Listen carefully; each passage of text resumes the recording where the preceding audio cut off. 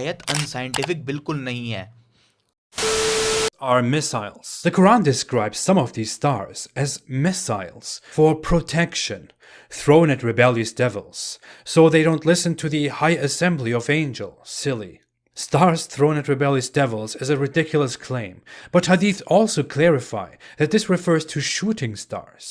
Shooting stars, as we falsely call them, because that's what we thought, are not stars. They are meteoroids and are of a completely different nature. अब बहुत ही बड़ा और main ऐतराज़ इन लोगों का, क्या कुरान में ये कहा गया है कि हमने इन स्टार्स को मिसाइल्स बनाया? जवाब है नो।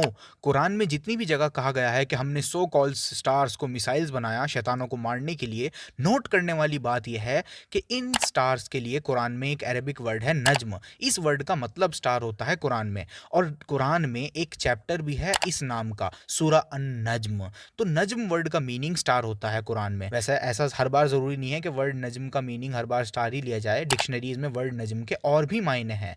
लेकिन कुरान में जितनी भी आयतों में ये आया है कि सो कॉल्ड स्टार्स मिसाइल्स हैं, उन आयतों में अरबिक वर्ड नज्म आया ही नहीं है। जी हाँ, चैप्टर 36 वर्स 6 में कवाकिब वर्ड आया है, चैप्टर 41 वर्स 12 में बिमसाबी वर्ड आया है, चैप्टर 67 वर्स 5 में बिमसाबी वर्ड आया है, किसी में शिहाब वर्ड आया है, शिहाब बिमसाबी कवाकिब, यही वर्ड्स आए हैं। एक भी जगह वर्ड नज्म आया ही नहीं है जिन जगह पे कुरान ने स्टार्स को मिसाइल्स कहा है। तो मेरा पॉइंट ये है कि जिन जिन आयतों में नज्म वर्ड आया है उसमें हम साफ देख सकते हैं कि अल्लाह सुब्हानहू व तआला इन स्टार्स को ही रेफर कर रहे हैं। जैसे कुरान चैप्टर 55 वर्स 6 में कहा गया है कि स्टार्स एंड ट्रीज अल्लाह को सजदा करते हैं। यहाँ पर भी यही वर्ड नज्म का प्लूरल वर्ड आया है।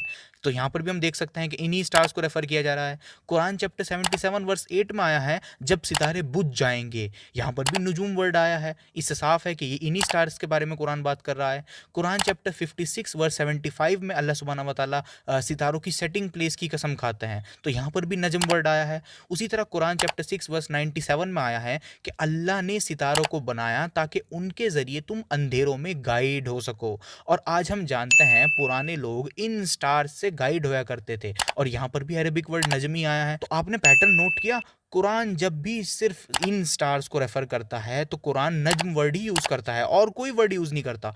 एंड कुरान जब भी सो कॉल्ड स्टार्स को मिसाइल्स कहता है तो वहाँ कुरान नज्म वर्ड यूज़ करता ही नहीं है, वहाँ कुरान डिफरेंट वर्ड यूज़ करता है, जिससे ये इंडिकेट होता है कि अल्लाह सुब्हानहू व तआला हमें बताने की कोशिश कर रहे हैं कि जिन चीज़ों से शैतानों को मारा जाता है वो स्टार्स नहीं हैं जिनको तुम आसमान में देखते हो, बल्कि कुछ और हैं। आप खुद सोचें, इतनी सारी वर्सेस में सो कॉल्ड स्टार्स को मिसाइल्स कहा गया, लेकिन एक भी वर्स में वर्ड नज्म का यूज़ किया ही नहीं गया। कुरान ने वर्ड नज्म को यूज़ किया ही नहीं इन वर्सेस में। ऐसा क्यों?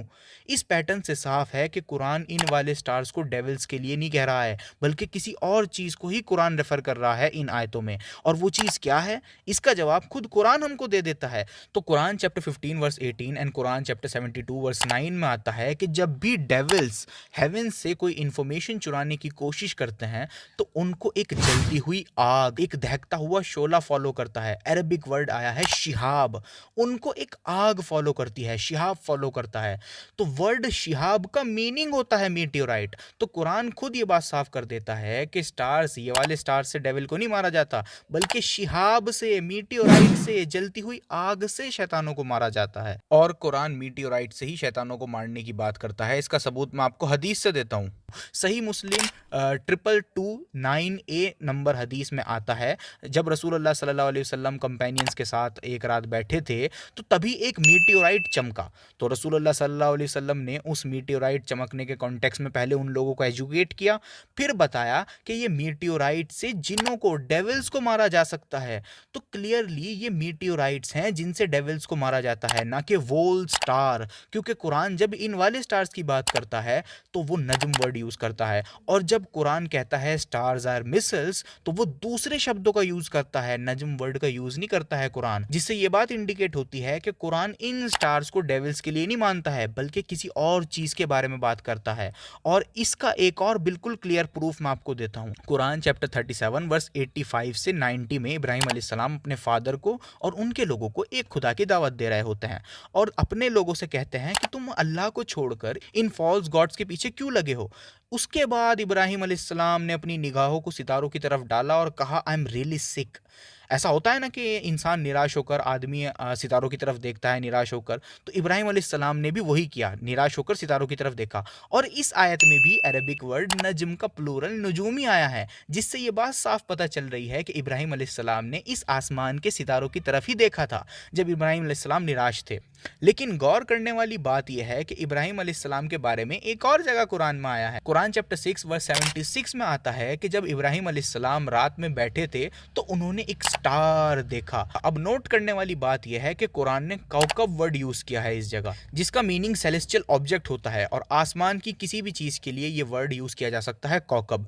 तो कुरान ने कौकब वर्ड यूज किया, ना कि नज्म, इंडिकेटिंग इब्राहिम अलैहिस्सलाम ने जो देखा था वो स्टार नहीं था। और इस चीज को मॉडर्न आर्कियोलॉजिकल डिस्कवरीज ने भी साबित किया है कि जहां पर इब्राहिम अलैहिस्सलाम आए थे यानी एंशिएंट बेबीलोनिया में, वहां के लोग सन एंड मून एंड एक प्लैनेट वीनस को अपने डेटीज मानते थे, उनको डेटीज से एसोसिएट किया करते थे और इनका एक स्पेशल रिलेशनशिप भी था आपस में।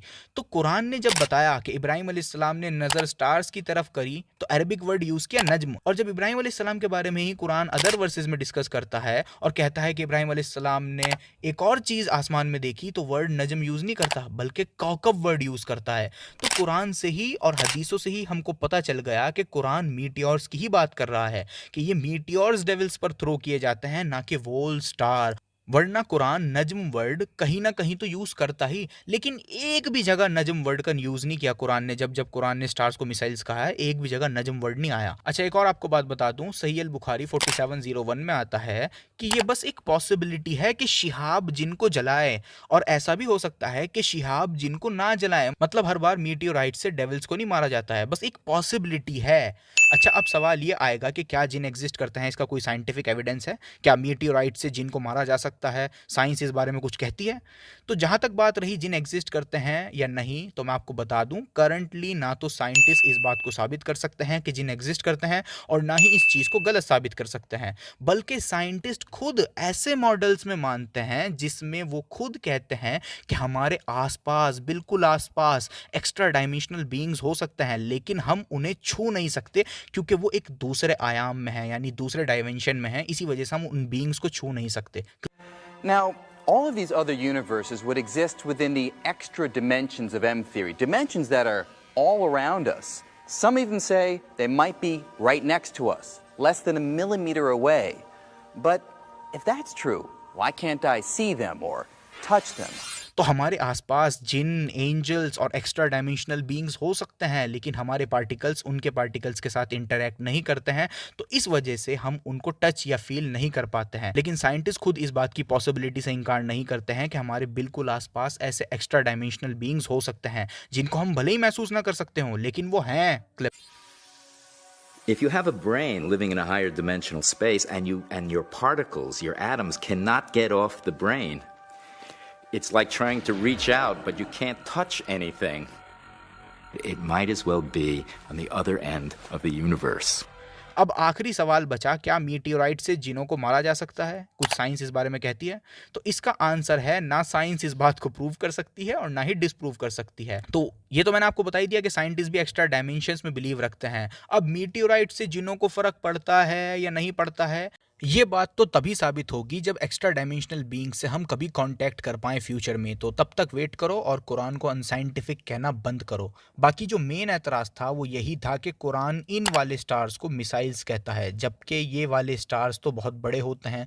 तो उसका मैंने आपको बता ही दिया कि कुरान स्टार्स को और शूटिंग स्टार्स को सेम नहीं समझता है। जब कुरान स्टार्स को रेफर करता है तो कुरान सिर्फ नज्म वर्ड यूज़ करता है और कोई वर्ड यूज़ नहीं करता। लेकिन जब किसी और चीज़ की तरफ भी कुरान इशारा कर रहा हो, तब कुरान दूसरे शब्दों का यूज़ करता है, नज्म वर्ड का यूज़ नहीं करता। तो लिहाजा ये कहना बेवकूफ़ी है कि कुरान बड़े स्टार्स को और इन शूटिंग स्टार्स को एक ही मानता है।